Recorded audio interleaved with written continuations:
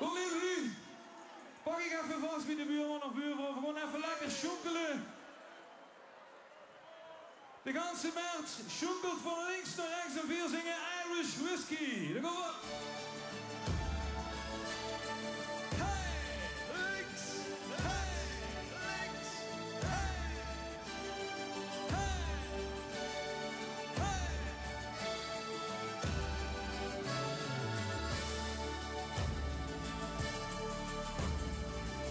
Op vakantie een vliegende hel.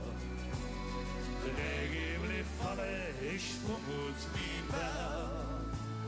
Ik hou van dat water al heel gauw genoeg.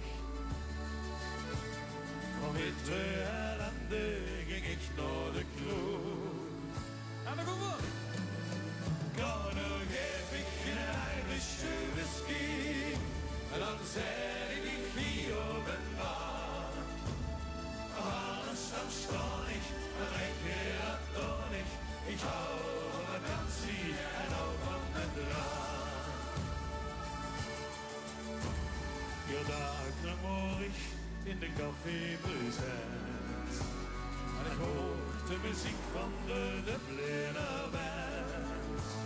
Ja, van de muziek kreeg ik toch nooit genoeg. Dus ging ik altijd naar dezelfde kroeg. En dan komen we. Kom, nu heb ik een Irish whisky.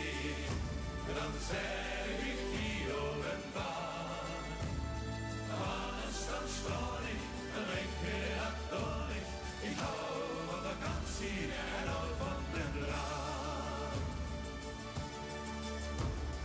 Uiteindelijk wordt het toch geen slecht idee.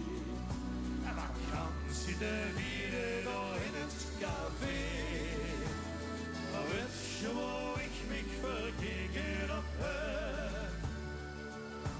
Die ene die met een café en bed. Ja, ja. Kom, nu heb ik een Irish whisky. Dan zeg ik hier op een bar. Alles dan schoon ik, dan drink je dat door niet.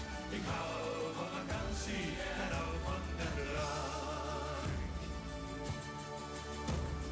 Je moest nog eens weten wie veel door zich houdt.